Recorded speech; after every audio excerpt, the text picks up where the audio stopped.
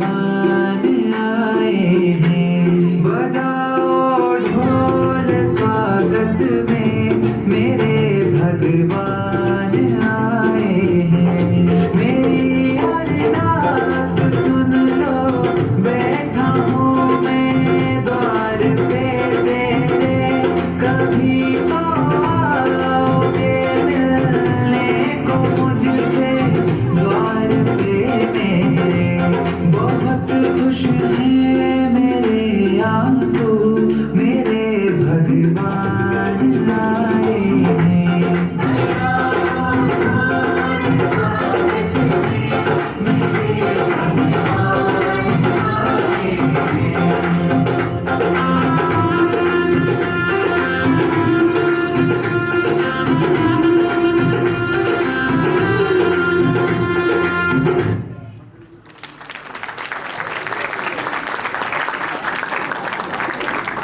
श्री चिंतामणि पार्श्वनाथ भगवान की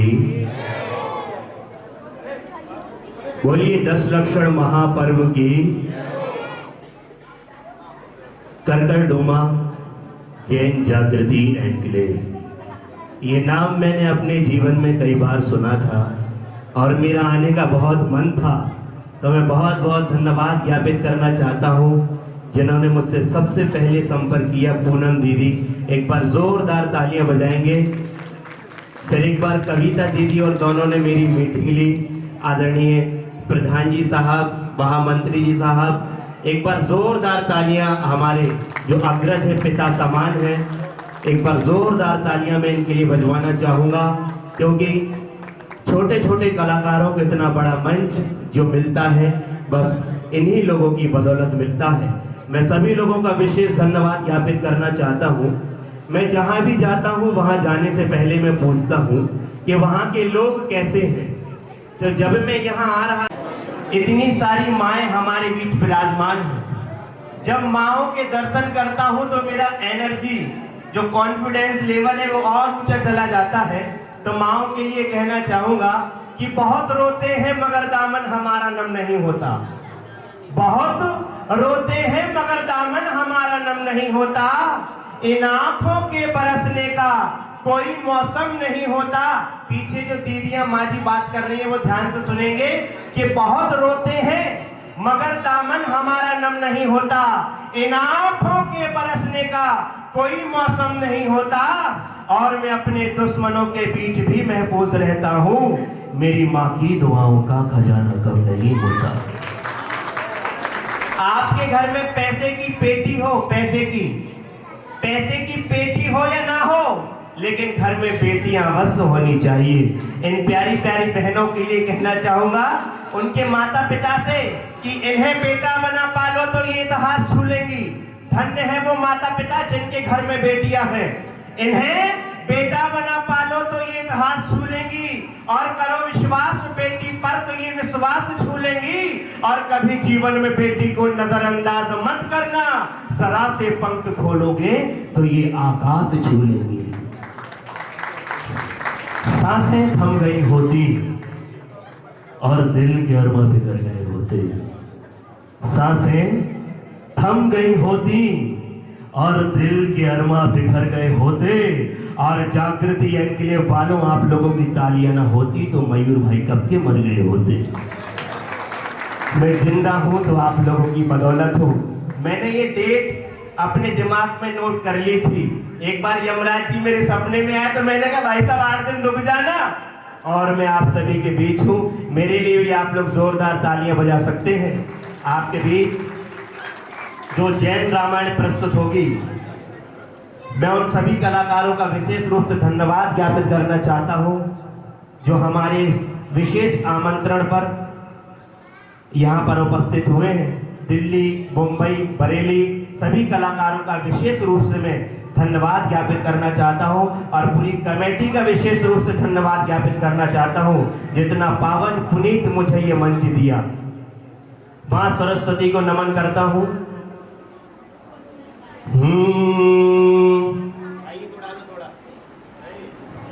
नहीं ठीक।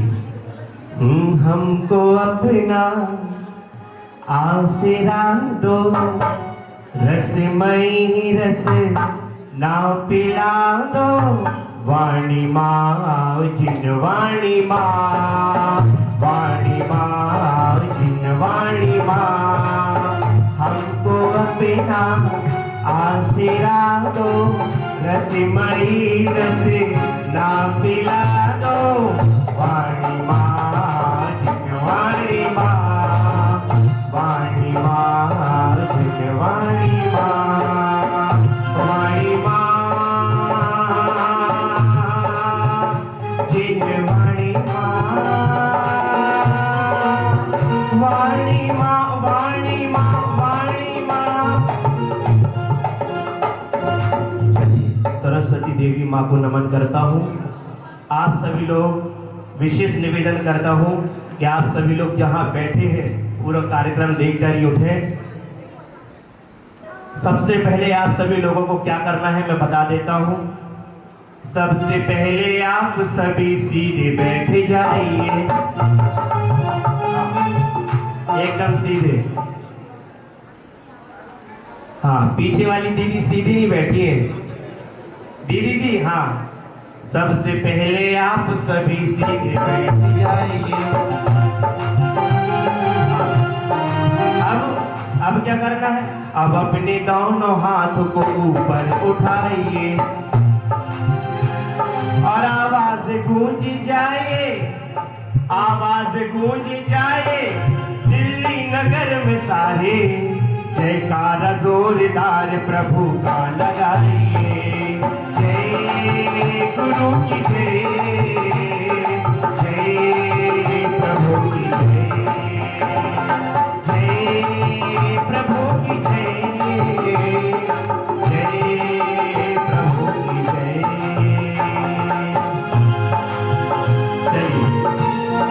धन्यवाद, बहुत बहुत धन्यवाद।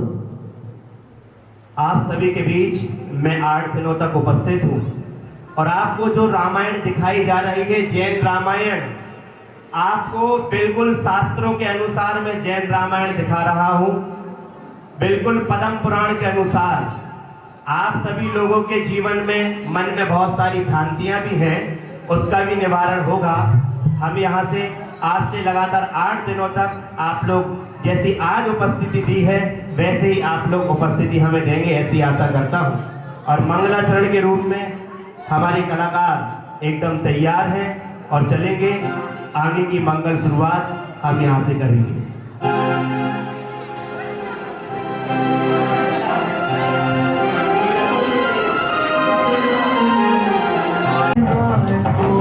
महामंत्र नवकार, वो है महामंत्र नवकार, वो है महामंत्र नवकार, वो है महामंत्र नवकार। नमो नमो अरिहंतारम, नमो नमो श्री सिद्धारम, नमो नमो आयर्यारम, नमो नमो वज्रायारम, नमो लोय सब साहुरम।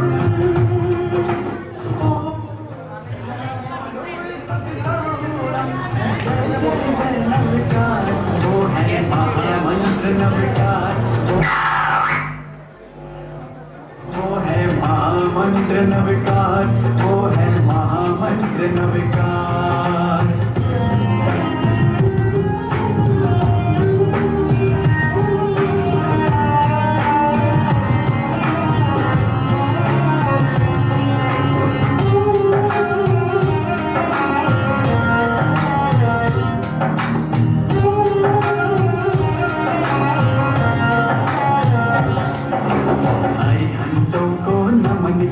जो सिद्धों का अनुगमन करे, आचार्यों की करे वंदना, उपाध्याय को श्रवण करे।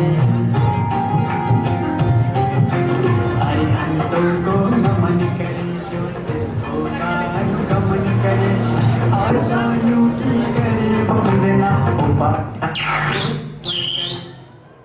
साधु विद्यासागर में, साधु विद्यासागर में हुए हैं काकार। वो है महामंत्र नवकार, वो है महामंत्र नवकार, वो है महामंत्र नवकार, वो है महामंत्र नवकार।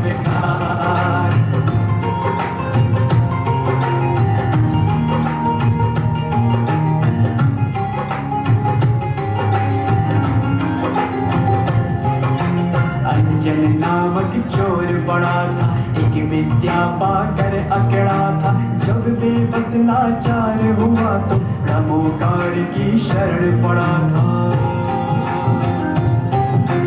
अंजन नामक चोर बड़ा था, एक विद्या पाकर अकड़ा था, जब बेबस लाचार हुआ तो ब्रह्मोकार की शरण पड़ा था। अंतिम डोरी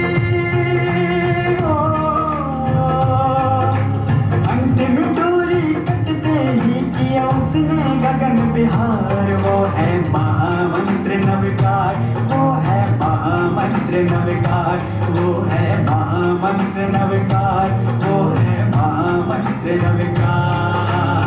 कलयुग में सतयुग के जिसने खोल दिए हैं द्वार, वो है महामंत्र नवकार, वो है महामंत्र नवकार, वो है महामंत्र नवकार, वो है महामंत्र नवकार।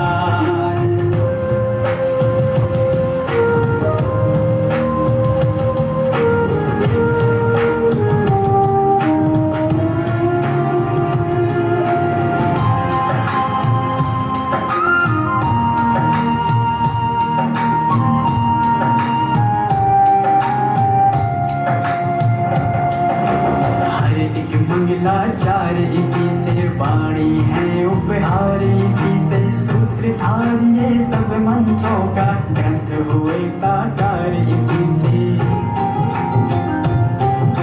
हर एक मंगलाचार इसी से, वाणी है उपहार इसी से, सूत्रधार ये सब मंत्रों का ग्रंथ हुए साकार इसी से। कलयुग के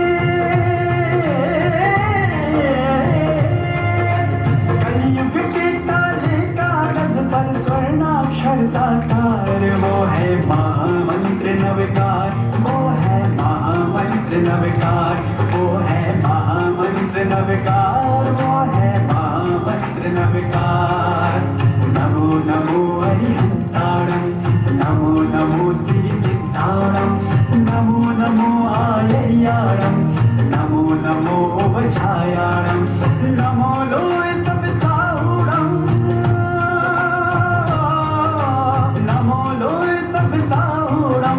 जय जय जय नवकार, वो है महामंत्र नवकार, वो है महामंत्र नवकार, वो है महामंत्र नवकार, वो है महामंत्र नवकार, वो है महामंत्र नवकार, वो है महामंत्र नवकार, वो है महामंत्र नवकार, वो है महामंत्र नवकार।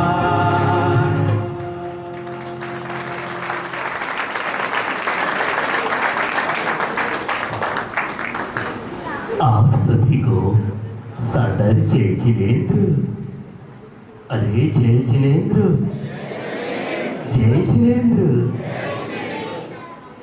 बोलिए मर्यादा पुरुषोत्तम श्री रामचंद्र भगवान की। पद्म पुराण एक महान ग्रंथ है। जैन धर्म के अनुसार जैन रामायण, जो कि आचार्य श्री 108 रविशेन द्वारा विरचित है। इस ग्रंथ में सर्वज्ञ रामचंद्र जी के जीवन शैली को प्रकाशित किया गया है। इस ग्रंथ में श्री राम को एक महापुरुष के रूप में प्रदर्शित करके कैसे कैसे विषम परिस्थितियों में भी अपने धैर्य को बनाए रखने आदि का विशेष वर्णन किया गया है। केकई ने भरत के लिए राज्य मांग लिया, तब भी श्री राम की दृष्टि से केकई मां के प्रति सम्मान कम नहीं हुआ, बल्कि अपने कुल की कीर्ति और अपने पिता के वचन आदि के प्रति सम्मान भाव रहा। लक्ष्मण का भ्रात प्रेम, सीता का राम के साथ बन जाना, वन में अनेक उपद्रव होने पर भी धर्म को बनाए रखना, सीता हरण, रावण वध, आदि विवेचनाएं ग्रंथ के माध्यम से नाटिका मंचन के रूप में देखने को मिलेगी। आइए आगे की ओर चलते हैं। यह जो पद्म पुराण है, इस जैन रामायण को देखने के बाद आपके मन में जो अनेक भ्रांतियां हैं, जैसे हनुमान सुग्रीव आदि को बंदर के रूप में जानते हैं और रावण मेघनाद आदि को राक्षस के रूप में देखते हैं, लेकिन वास्तविकता यह है कि ना तो हनुमान सुग्रीव आदि बंदर थे और ना ही रावण और मेघनाद आदि ये सब राक्षस भी नहीं थे, बल्कि ये सब महापुरुष विद्याधर राजा थे। वे अपने शक्ति के बल पर राज्य करते थे। हनुमान आदि का जन्म जिस वंश में हुआ वह वानर वंशी कहलाता था और रावण आदि राक्षस वंशी कहलाते थे। इस जैन रामायण को देखने के पश्चात आप सभी की मन की भ्रांतियां समाप्त हो जाएंगी। आज से लगभग 1 लाख वर्ष पूर्व श्री 1008 मुन्नी शिवरतनाथ भगवान के काल में राजा रघु उत्पन्न हुए। राजा रघु पराक्रमी होने से प्रजा उनके प्रति सम्मान, सत्य वचन के प्रतिपालक राजा रघु का वंश रघुवंश के नाम से प्रसिद्ध हुआ। रावण का जन्म एक समस्या है और श्री राम उस समस्या का समाधान। रावण का जन्म पहले हुआ और श्री राम का बाद में। आइए हम देखते हैं जैन रामायण। भगवान ऋषभदेव का युग समाप्त होने पर इस पृथ्वी पर जो प्राचीन उत्तम भाव थे वे विलीन हो गए। इक्ष्वाकु वंश में उत्पन्न हुए राजा जब काल के क्रम से अतीत हुए, तब अयोध्या नगरी में एक धरधीधर नामक राजा एवं श्रीदेवी नामक रानी से त्रिदसंजय नाम का पुत्र हुआ। इनकी रानी का नाम इंदुलेखा था। उन दोनों से जितशत्रु नाम का पुत्र हुआ।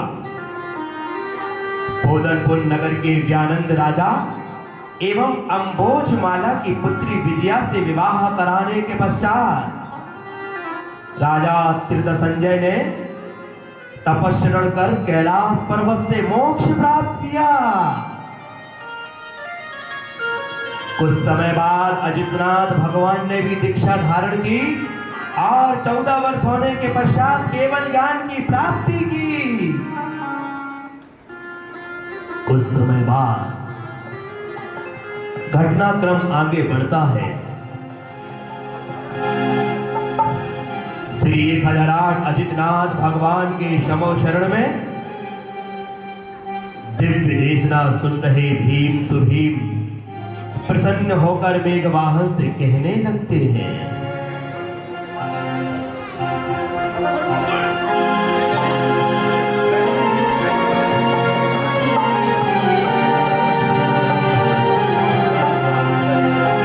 हे विद्याधर के बालक, तू धन्य है जो सर्वज्ञ अजित जिनेंद्र की शरण में आया है। हम दोनों तुझ पर संतुष्ट हुए हैं।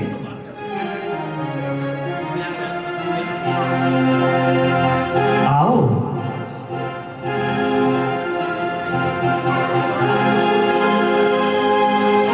जिससे तेरी सर्व प्रकार की स्वस्थता हो सकेगी, वह बात हम तुझसे इस समय कहते हैं।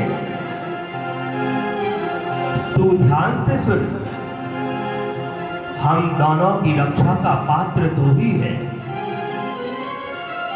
बहुत भारी मगरमच्छों से भरे हुए इस लवण समुद्र में अत्यंत दुर्गम तथा अतिशय सुंदर हजारों महाद्वीप हैं। उन महाद्वीपों में कहीं गंधर्व, कहीं किन्नरों के समूह, कहीं यक्षों के झुंड और कहीं पुरुष देव क्रीड़ा करते हैं।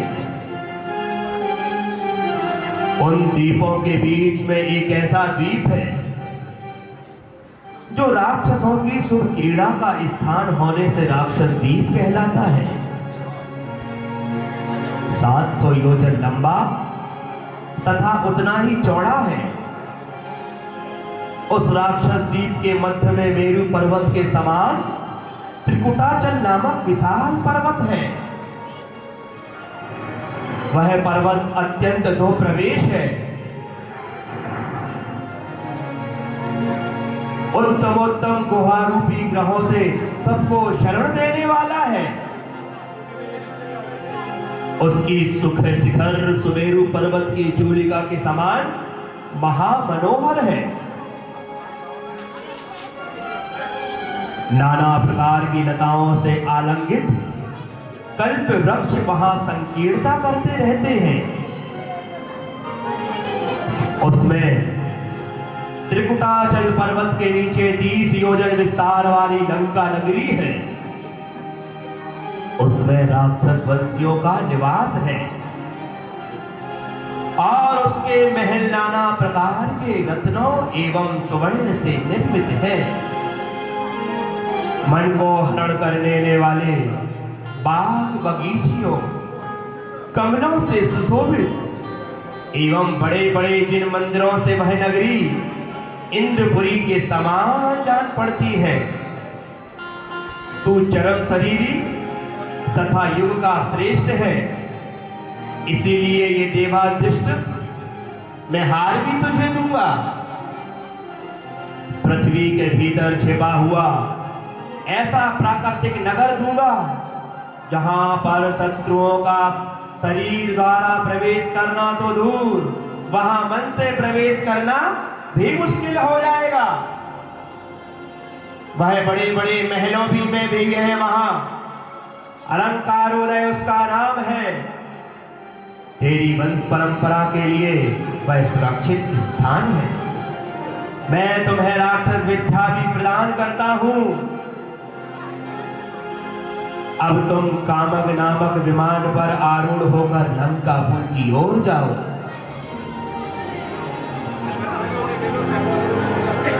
ये तो मेरे लिए परम हर्ष का विषय है। हे अजितनाथ भगवान, आपको मैं बारंबार नमस्कार करता हूँ। हमारे सभी भाई बंधु परम हर्ष को प्राप्त हो रहे हैं। अब हम शीघ्र ही लंका नगरी की ओर प्रस्थान करेंगे।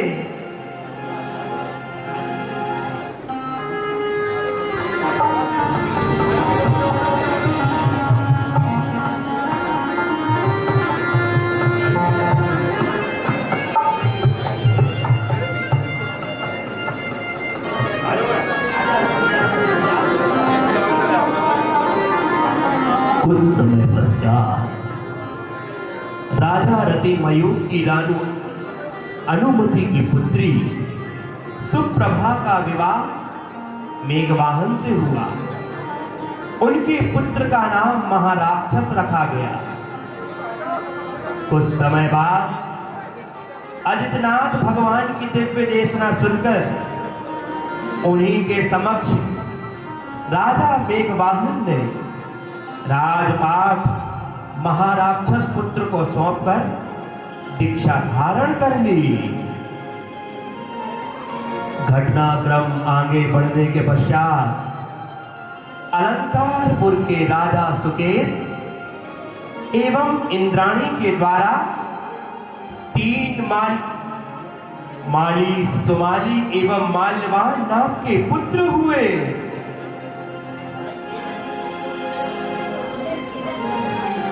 इन्होंने निर्घात आदि शत्रुओं उनको मारकर लंका में प्रवेश किया।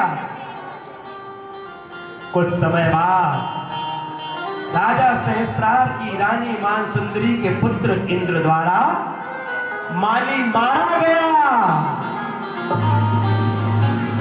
सुमाली एवं माल्यवान इंद्र एवं सोम से युद्ध न करके पलायन कर अलंकार उदय अर्थात पाताल लंका में वापस आ गए।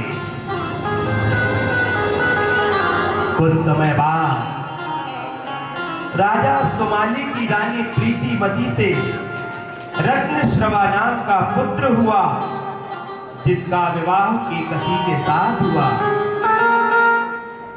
एक समय रानी केकसी अपने शयन कक्ष में विश्राम कर रही थी। आइए देखते हैं लंका का वह अद्भुत दृश्य।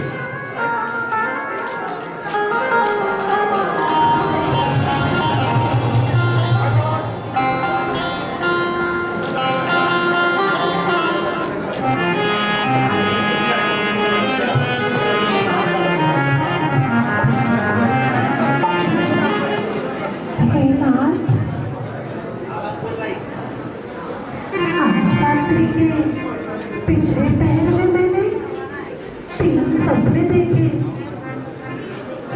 सो उन्हें सुनकर प्रसन्नता कीजिए। हाँ महारानी, बताओ बताओ, ये तो बड़ी प्रसन्नता का विषय है। कौन से सपने हैं वह?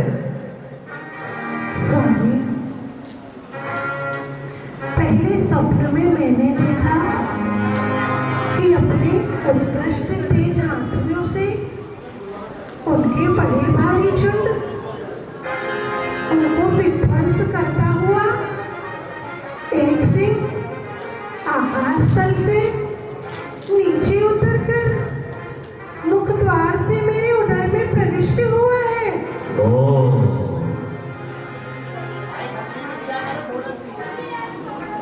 दूसरे स्वप्न में मैंने देखा किरणों से हाथियों के समूह उनके समान काले अंधकार को दूर हटाता हुआ सूर्य प्रकाश आकाश के मध्य भाग में स्थित है।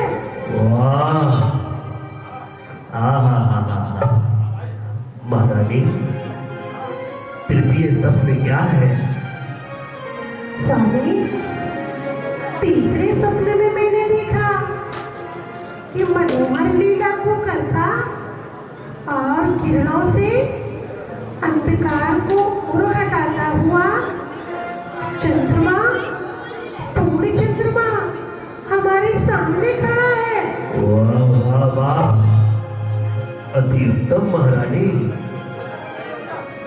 वाह अति उत्तम। स्वामी, इन स्वप्नों के दिखते ही मेरा मन आश्चर्य से भर गया। प्रातःकाली तुरही की ध्वनि से मेरी निद्रा टूट गई। अच्छा स्वामी, यह क्या है? इसे आप जानने के योग्य है, क्योंकि स्त्रियों के जानने योग्य कार्यों में पति का मन यही प्राणभूत होता है। हाँ महारानी, महारानी आओ सिंहासन पर बैठो। आओ महारानी आओ।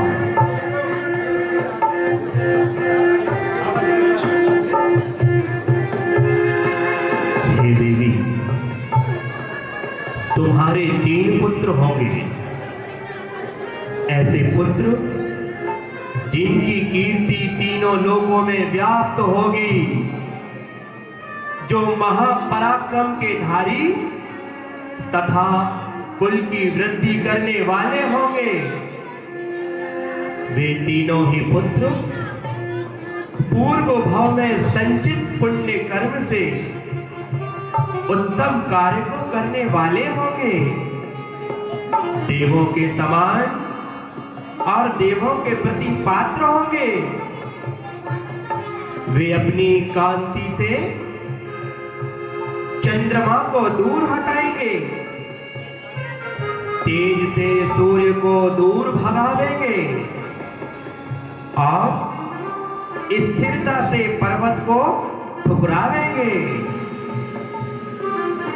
स्वर्ग में पुण्य कर्म का फल भोगने के बाद जो कर्म शेष बचा है, अब उसका फल भोगेंगे। वे इतने बलवान होंगे कि देव भी उन्हें पराजित नहीं कर सकेंगे। वेदना के द्वारा मनोरथ को पूर्ण करने वाले मेघ होंगे। चक्रवर्तियों के समान रिद्धि के धारक होंगे। श्रेष्ठ स्त्रियों के मन तथा नेत्रों को चुराने वाले होंगे। उन तीनों पुत्रों में प्रथम पुत्र जगत का अत्यंत हितकारी होगा। साहस के कार्य में वह बड़े प्रेम से आसक्त होगा तथा वह युद्ध का इतना प्रेमी होगा कि युद्ध में जाते ही उसका सारा शरीर खड़े हुए रोमांच रूपी कंटकों से व्याप्त हो जाएगा। जिस कार्य को स्वीकृत कर लेगा उसे इंद्र भी दूर नहीं हटा सकेंगे। स्वामी, दोनों का चित्त जो चिन्मत रूप अमृत के आस्वाद से अत्यंत निर्मल है, फिर हम लोगों से जन्म पाकर वह पुत्र क्रूर कैसे होंगे? निश्चय से हम दोनों की मर्जा भी भगवान के वचनों से संस्कारित है। फिर ऐसे पुत्रों का जन्म कैसे होगा स्वामी? क्या कहीं अमृत की बेल से इसकी उत्पत्ति होती है? हे प्रिय, हे उत्कृष्ट मुखी, इस कार्य में कर्म ही कारण है, हम नहीं हैं। संसार के स्वरूप की योजनाओं में कर्म ही मूल कारण है। माता पिता तो निमित्त मात्र हैं। इसकी दोनों छोटे भाई जिन मार्ग में पंडित गुणों के समूह से व्याप्त उत्तम चेष्टाओं के धारक तथा शील के धारक होंगे। संसार में कहीं मेरा स्खलन न हो जाए, इस भय से वे सदा पुण्य कार्य में लगे रहेंगे, क्योंकि कारण के समान ही फल होता है। आओ प्रिय, आओ हम दोनों जिनेंद्र भगवान की स्तुति करते हैं। आओ।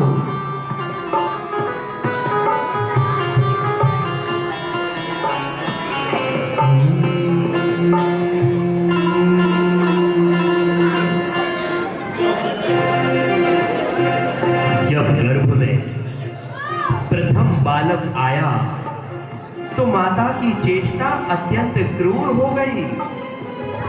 देवराज इंद्र के ऊपर भी आज्ञा चलाने का उसका अभिप्राय होने लगा। गुरुओं की वंदना में भी उसका मस्तक बड़ी कठिनाई से झुकता था। दर्पण में रहते हुए भी वह कृपाण में मुख देखती थी।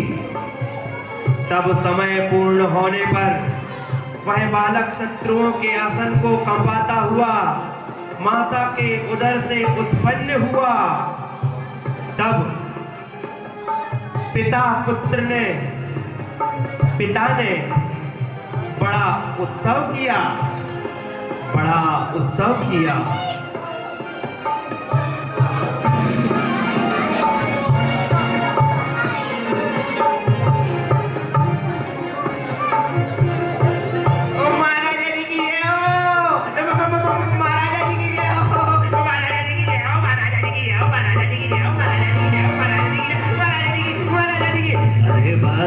बस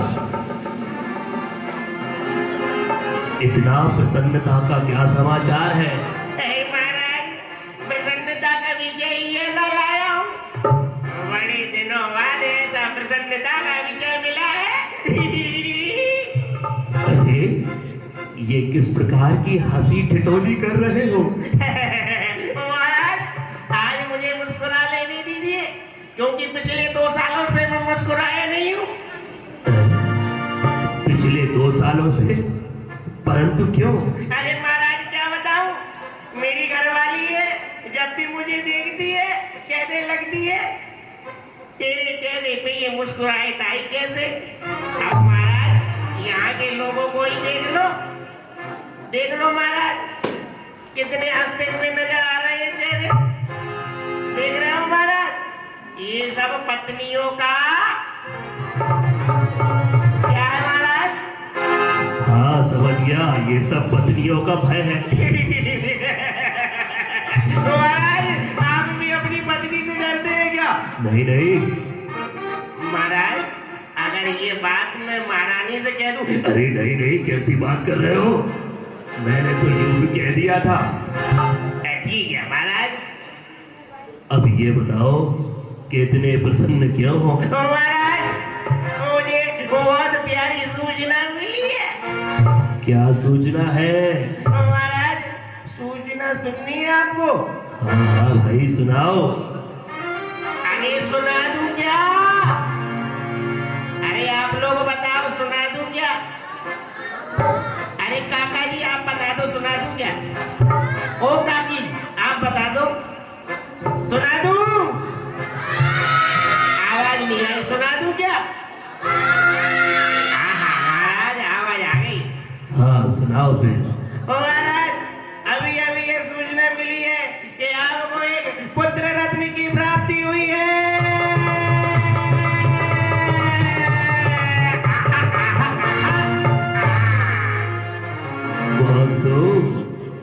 तुम्हें उचित पारितोषिक अवश्य मिलेगा। महाराज, पारितोषिक तो मिलता ही रहेगा, और आपकी आज्ञा हो।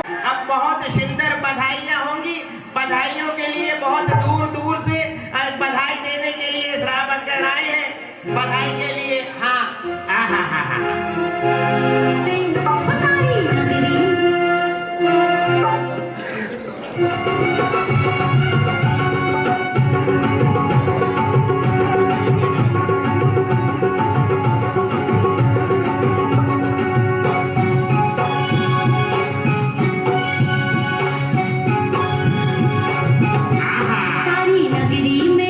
सारी नगरी में मच गयो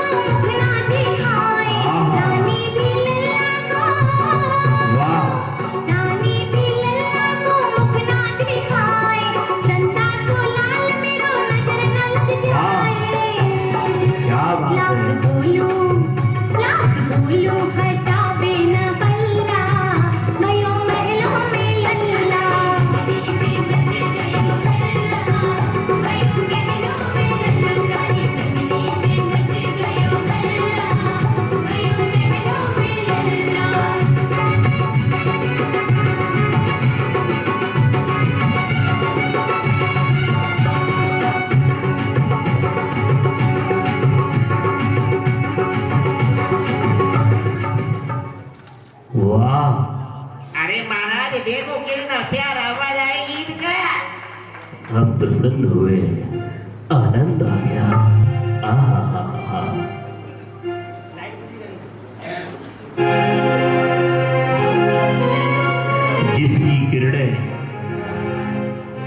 जिसकी किरणें सब ओर फैल रही थी और राक्षसों के भय से इस अंतराल में जिसे किसी ने नहीं पहना था, ऐसे हार को उस बालक ने अनायास ही खींच लिया।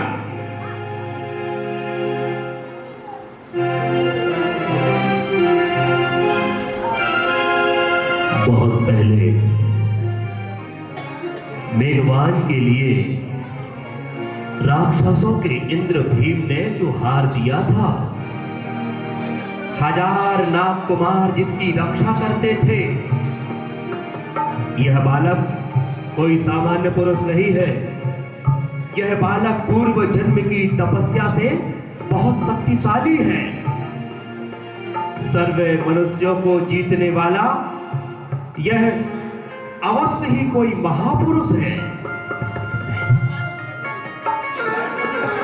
जिसकी शक्ति लोकोत्तर ही नहीं, पुरुष नागेंद्रों के द्वारा सुरक्षित इस हार के साथ क्रीड़ा कर गुंजायमान हो रहा है। हाँ, चारण रिद्धिधारी मुनिराज ने पहले जो वचन कहे थे वह यही थे, क्योंकि मुनियों का भाषण कदापि मिथ्या नहीं होता। इस हार से जो बड़े बड़े साक्षी रत्न लगे हुए हैं, मैं अपने हाथों से अपने पुत्र को ये हार पहना दूंगी। हार अपनी किरणों से समस्त समूह में 10 दिशाओं को प्रकाशमान कर रहा है। स्वामी देखिए तो, इसमें असली मुख के सिवाय 9 मुख और प्रतिबिंबित हो रहे हैं। हाँ देवी, सत्य कहा तुमने, पूर्ण सत्य कहा। अब हम अपने पुत्र का नाम दशानन रखेंगे, दशानन रखेंगे, दशानन रखेंगे। आओ देवी, आओ।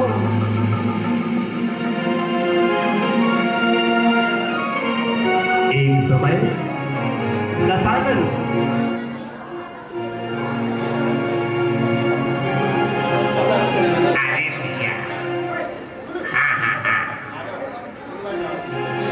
लोगों में से किसी को नींद तो नहीं आ रही है? अरे नींद आए तो बता देना।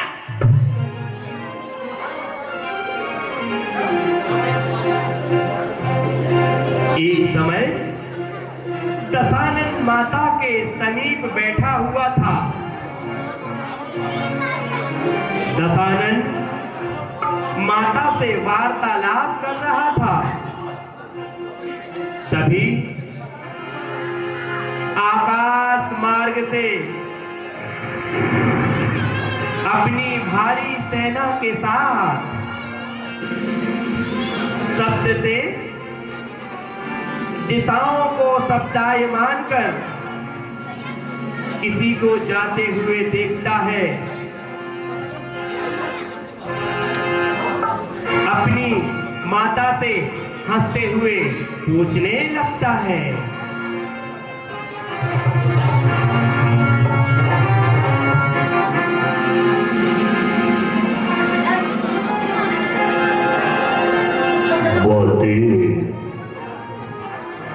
ये जो आकाश मार्ग में जा रहा है,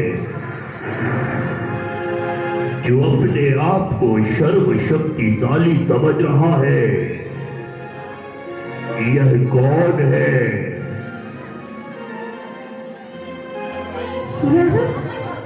यह तेरी मौसी का लड़का है। इसे अनेक विद्याएं सिद्ध हुई है।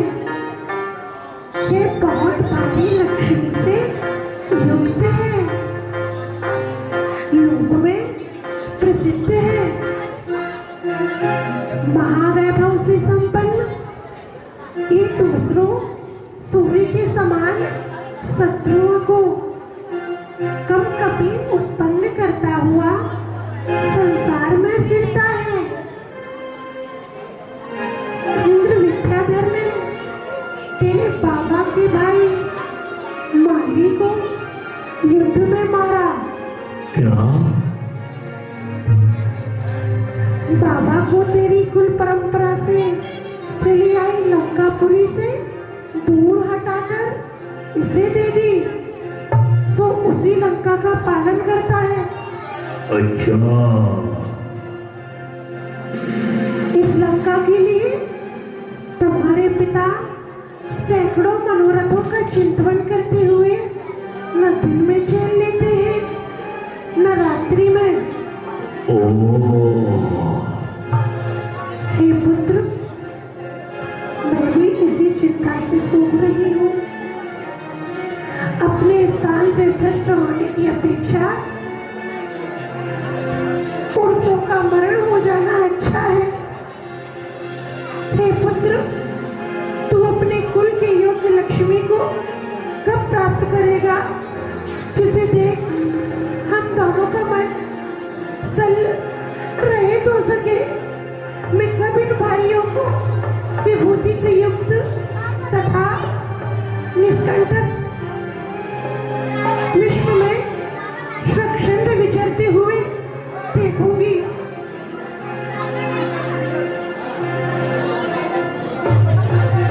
माते, प्रणाम करता हूं। मैं आपका पुत्र विभीषण। मां, मैं सब सुन रहा हूं। हे मां, यह धनद हो चाहे देव हो, तुमने इसका ऐसा कौन सा प्रभाव देखा जिससे तुम इस प्रकार विलाप कर रही हो?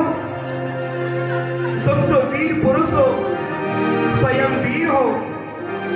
माता, आप स्त्री होकर ऐसा क्यों कर रही हो? जरा ध्यान से सुनो माता। जिसका वक्षस्थल श्रीवत्स के चिन्ह से चिन्हित है, विशाल शरीर को धारण करने वाला है, जिसकी चेष्टाएं प्रतिदिन महाबलवान होती जा रही हैं, ऐसा दशानन क्या तुम्हारे कभी मन में नहीं आया?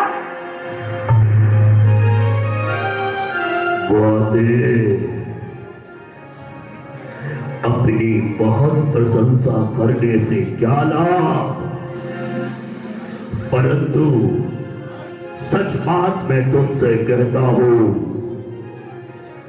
विद्याओं के अलंकार से फूले यदि सब के सब विद्याधर मिलकर युद्ध के मैदान में आवे तो मेरी ध्वजा के लिए भी पर्याप्त नहीं है। फिर भी विद्याओं की आराधना करना यह हमारे योग्य कार्य है। अब हम भी विद्या सिद्ध करेंगे, हम भी विद्या सिद्ध करेंगे।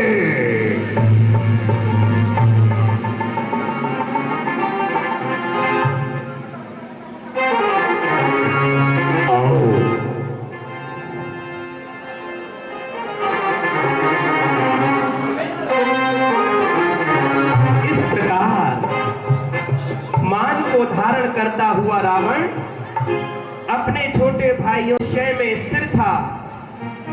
वह प्रसन्नता से भरा हुआ था। वह क्षण भर में भीम नामक महावन में जा पहुंचा।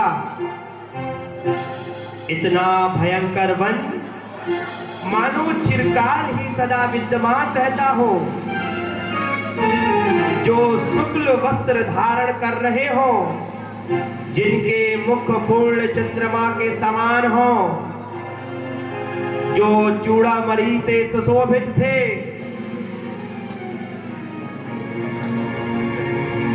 ऐसे तीनों भाइयों ने उस महाभीम महावन में उत्तम शांति धारण कर महान तपस्चरण करना प्रारंभ किया। उन्होंने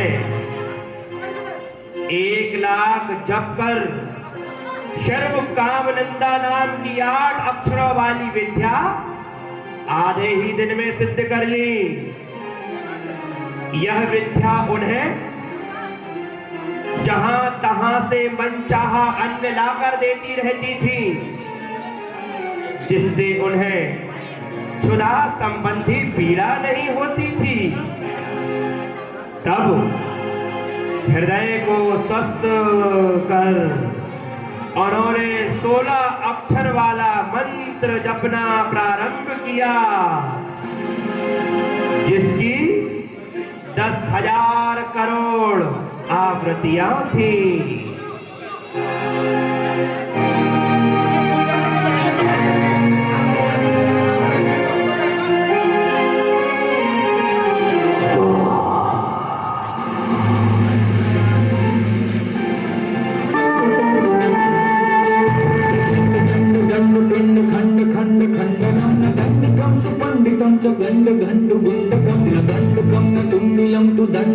ताश्रयं प्रणाममादि तीर्थमादिनाथमादि शंकरम्।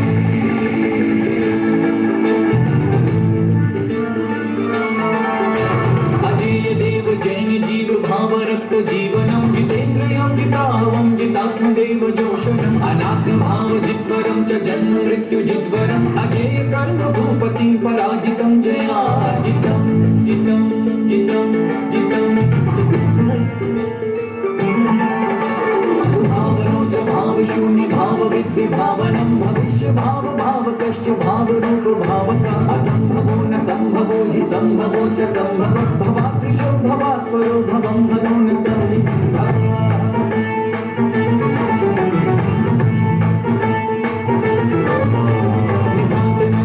नंदनं च नंदिकेश्वरं नरं नरेश निर्मलं नरीनिरीहनायकं नरामरादिवन्द्यकं निजात्मनो निबोधकं नमामि चाभिनन्दनं च नातिवादनादम्। ॐ नमो जिनाय ॐ नमो जिनाय ॐ नमो जिनाय ॐ नमो जिनाय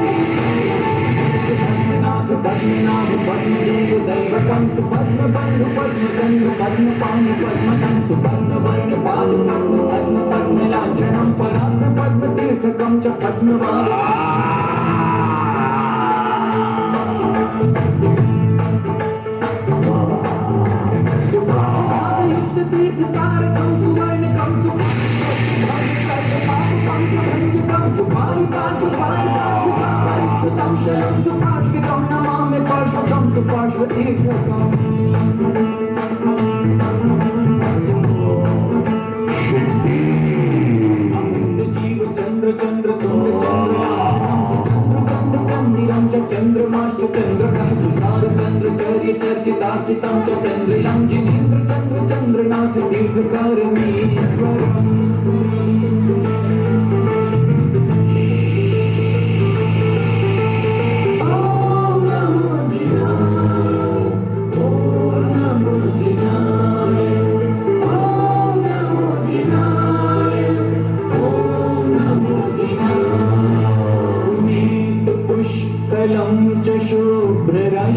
पुष्पवर्णकं सुपुण्यबोध पुष्पितं च पुष्पकेतुमर्दनं सुपुष्प पुष्प संयुतं च पुष्परेणुगन्धकं सुपुष्पदन्त पुष्पदन्त पुष्प पूज्यवन्दनम्।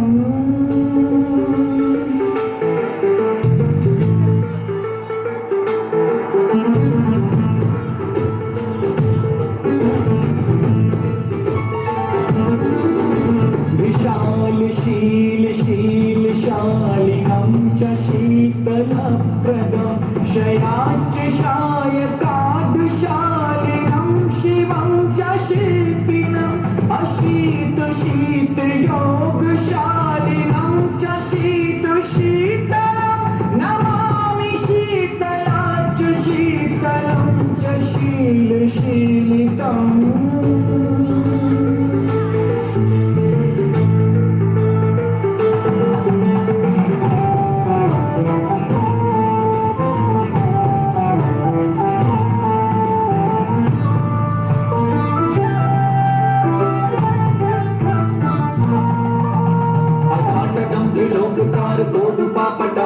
त्रिपिष्टतीर्थतैर्थिकं त्रिचक्षुषं सुतेतिलं तरस्वतं तु तर्ककं तितिक्षुतीक्ष्णतार्किकं त्रिलोकतो हि नौमि श्रेयसं जुनं जिनेश्वरम्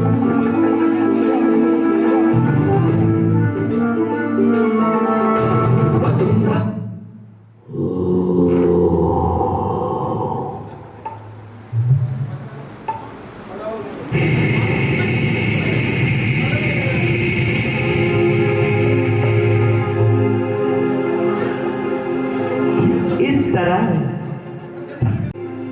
परंतु दशानन का मान दशानन का ध्यान भंग ना कर सके।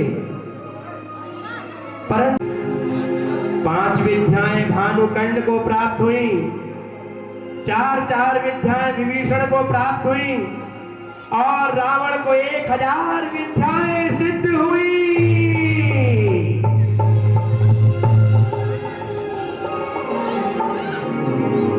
संचारिणी, कामदायिनी, कामगामिनी, दुर्निवारा, इस प्रकार अनेकों विद्याएं रावण को सिद्ध हुई। घटनाक्रम आगे बढ़ता है। रावण का विवाह राजा मय एवं रानी हेमवती की पुत्री मंदोदरी से होता है। रावण के अन्य विवाह भी होते हैं। जहां भी रावण जाता कन्याएं उन पर मोहित हो जाती। राजा महोदर एवं स्वरूपाक्षी की पुत्री तडिनमाला से भानुकंड का विवाह होता है और राजा विशुद्ध कमल की रानी नंदनमाला की पुत्री राजीव सारसी से विभीषण का विवाह होता है।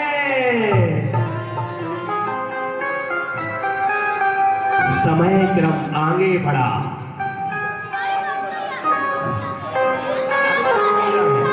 रावण एवं मंदोदरी ने 2 पुत्रों को जन्म दिया जो इंद्रजीत तथा मेघवान के नाम से प्रसिद्ध हुए। कुछ समय पश्चात रावण का वैश्रवण से युद्ध हुआ। समय बीता। उसके पश्चात वैश्रवण ने दिगंबर दीक्षा धारण कर ली और समीचीन तप की आराधना कर परम धाम को प्राप्त हुए। कुछ घटनाक्रम आगे बढ़ा। सूर्य रथ की अपनी चंदन मालिनी गुणवती रानी से बाली, सुग्रीव एवं प्रभा नाम की कन्या उत्पन्न हुई। ज्येष्ठ पुत्र बाली, अग्रज सुग्रीव एवं पुत्री प्रभा अत्यंत गुणवान थे। किसकु प्रमोद नगर के ऋक्षराज एवं हरिकांता रानी से क्रम से नल और नील 2 पुत्र उत्पन्न हुए। कुछ समय बाद पिता सूर्यरज ने बाली को समस्त राजपाट दे दिया, सुग्रीव को युवराज बना दिया और पिता मुनिराज के शिष्य हो गए। एक समय मेघ प्रभु का पुत्र विद्या और माया में कुशल खरदूषण दशानन की बहन चंद्रनखा का अपहरण कर लेता है। उस समय भानुकर्ण और विभीषण लंका में थे, जबकि दशानन राजा प्रवर की आंवली रानी से समुत्पन्न तनुदरी नामक कन्या का अपहरण करने के लिए गया था।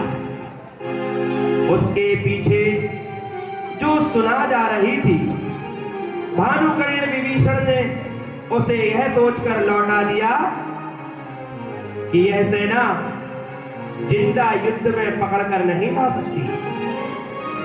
तब लंका में वापस दशानन आए, उनको भयंकर क्रोध आया यह बात सुनकर।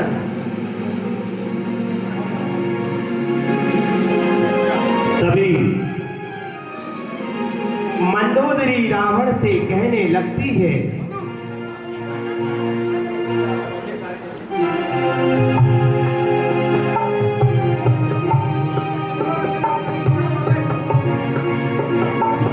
मैं आपसे हाथ जोड़कर निवेदन करती हूँ,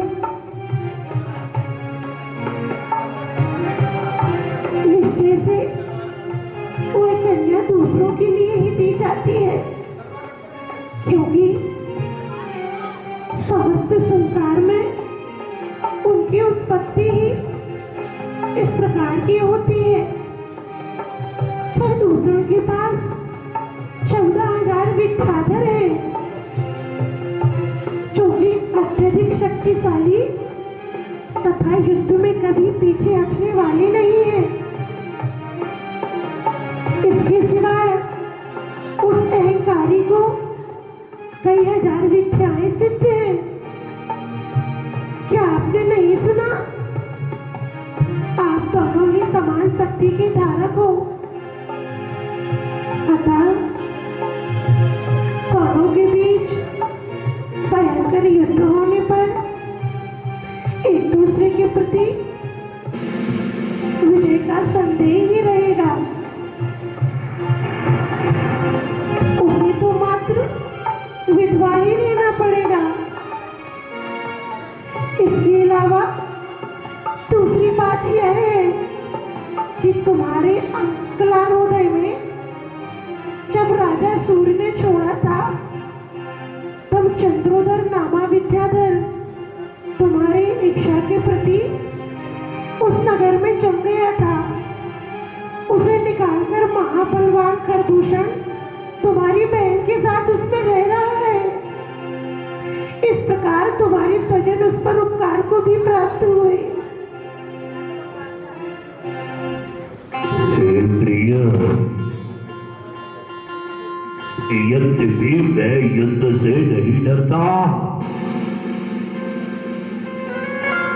तो भी अन्य कारणों को देखता हुआ मैं तुम्हारे वचनों में स्थित हूं। तुम्हारे कहे अनुसार उसका पीछा नहीं करता। मुझे शीघ्र ही महाबुद्धिमान दूत वाली के पास भेजना पड़ेगा। मैं शीघ्र भेजता हूं, शीघ्र भेजता हूं।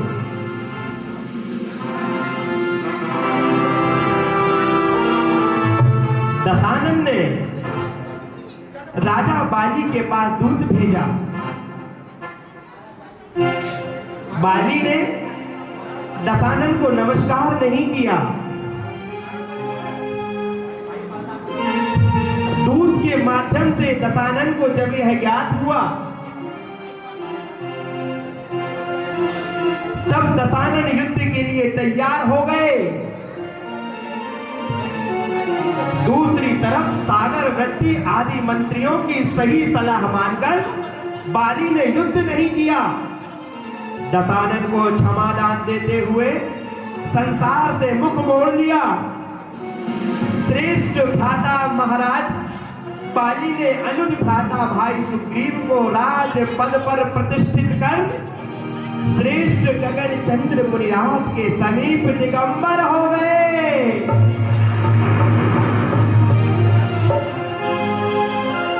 इधर सुग्रीव दशानन के लिए श्री प्रभा बहन देकर उसकी अनुमति से परंपरागत सुखपूर्वक राज्य करने लगे। एक बार पृथ्वी पर विद्याधरों की जो सुंदर कुमारियां थीं, दशानन ने अपने पराक्रम से उनसे विवाह किया।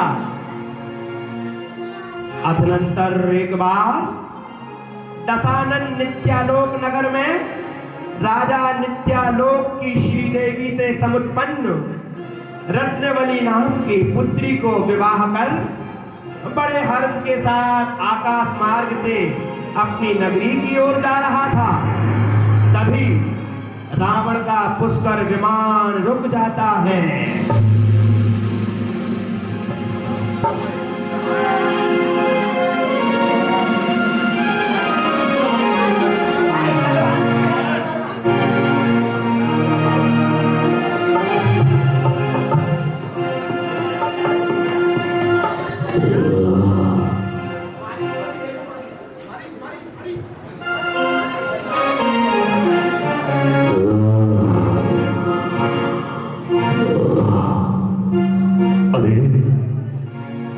ये मेरा विमान अचानक से रुक क्यों गया? हे महाराज, यहाँ कैलाश पर्वत पर एक मुनिराज प्रतिमा योग से विराजमान है। अच्छा। और अपनी किरणों से सूर्य की किरणों को इधर उधर प्रक्षिप्त कर रहे हैं। हे महाराज, रत्नों के स्तंभ के समान वह अवस्थित है। घोर तपश्चरण को धारण कर वह महान वीर पुरुष है। शीघ्र ही मोक्ष प्राप्त करना चाहते हैं। इन्हीं से है वृतांत हुआ है। इन मुनिराज के प्रभाव से जब तक विमान खंड खंड नहीं होगा तब तक शीघ्र ही इस स्थान से विमान को लौटा लेता हूं। नहीं, मैं भी तो देखूं ये कौन है।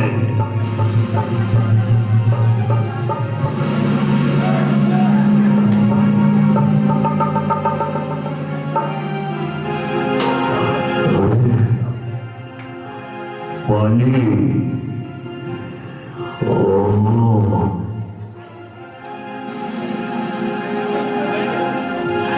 तुमने यह बहुत अच्छा तप करना प्रारंभ किया। अब भी अभिमान से मेरा विमान रोका जा रहा है। धर्म कहां और क्रोध कहां? अरे दुर्बुद्धि, तू व्यर्थ ही श्रम कर रहा है। अमृत तथा विष को एक करना चाहता है। इसलिए मैं तेरे इस उद्धत अहंकार को आज ही नष्ट किए देता हूं। तू जिस कैलाश पर्वत पर बैठा है, मैं इस कैलाश पर्वत को उठा फेंकता हूं।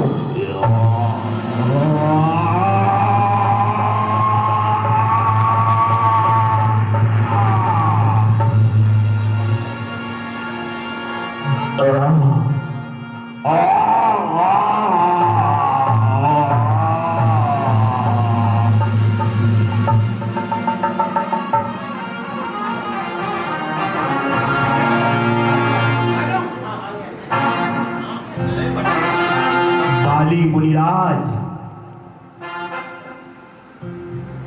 अवधि ज्ञान से दशानन नामक राक्षस को जान लेते हैं। यद्यपि उन्हें स्वयं कुछ भी पीड़ा नहीं हुई और पहले की तरह उनका शरीर निश्चल रूप से अवस्थित है। धीर वीर और क्रोध से रहित अपने चित्त में इस प्रकार विचार करने लगे मुनिराज कि चक्रवर्ती भरत ने ये नाना प्रकार के सर्वरत्नमयी ऊंचे ऊंचे जिन मंदिर बनवाए हैं, भक्ति से भरे हुए सुर असुर प्रतिदिन इसकी पूजा करते हैं। सो इस पर्वत के विचलित हो जाने पर कहीं ये जिन मंदिर नष्ट ना हो जावे, इस प्रकार विचार कर शुक्ल ध्यान शुभ ध्यान के निकट जिनकी चेतना थी, ऐसे मुनिराज बाली ने पर्वत के मस्तक को अपने पैर के अंगूठे से दबा दिया।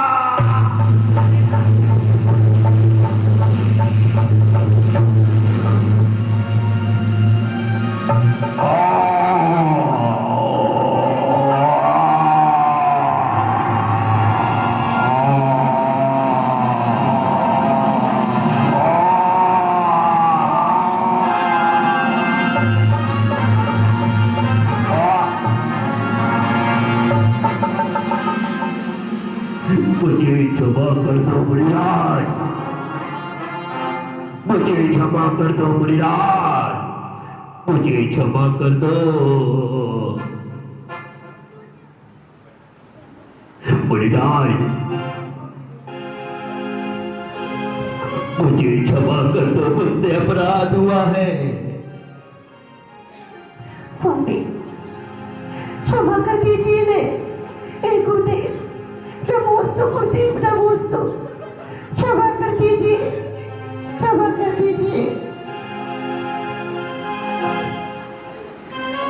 तब महामुनि ने दयावश पैर का अंगूठा ढीला कर दिया और पर्वत को जहां का तहां छोड़ क्लेश रूपी अटके से बाहर निकलकर अपने अंदर तप का बल जान लिया। ऐसे रावण ने मुनिराज से बार बार क्षमा मांगी और उनकी स्तुति करने लगा।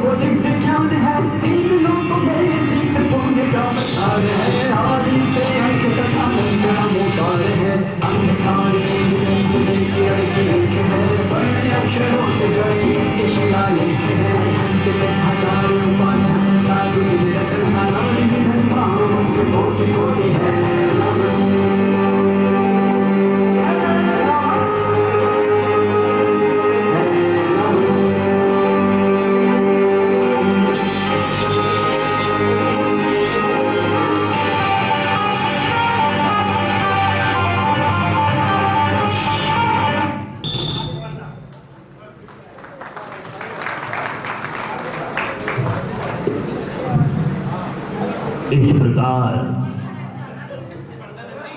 अन्य किसी को नमस्कार नहीं करूंगा।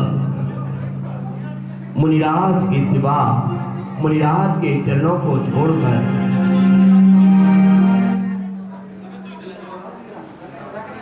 और उसी सामर्थ्य का यह फल है। रावण दशानन प्रभु की भक्ति में इतना मग्न हो जाया करता है कि वह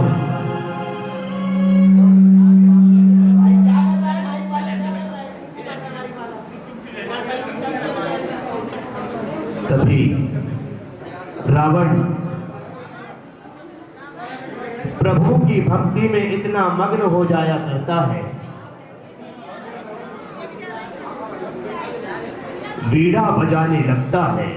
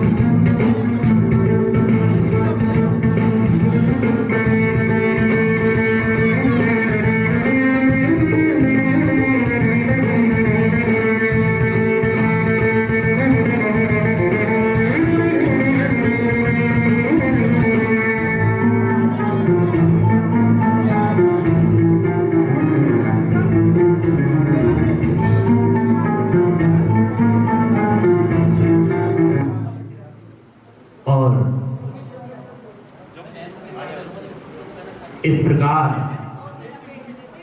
दशानन प्रभु की भक्ति करता है।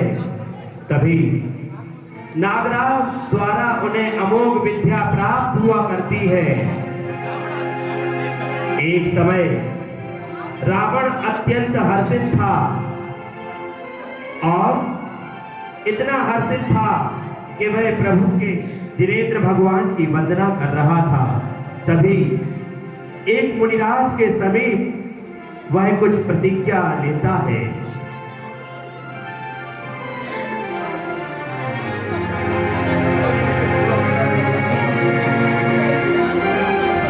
हे मुनिराज, नमोस्तु।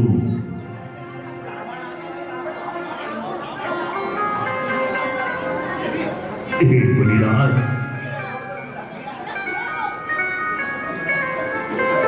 नमोस्तु गुरुदेव, नमोस्तु।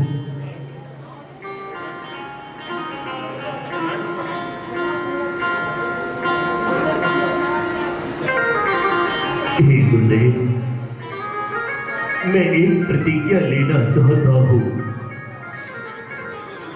जब तक कोई स्त्री मुझे नहीं चाहेगी तब तक उसे ग्रहण नहीं करूंगा।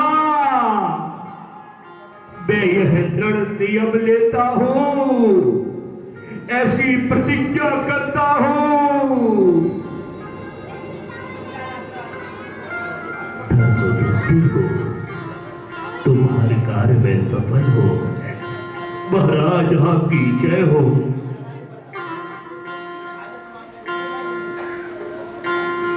और इस तरह आपने देखा कार्य किए और धार्मिक कार्य करते करते अपने जीवन में आगे बढ़ा और एक प्रतिज्ञा भी ली कि जब तक कोई स्त्री मुझे नहीं चाहेगी मैं उसे ग्रहण नहीं करूंगा।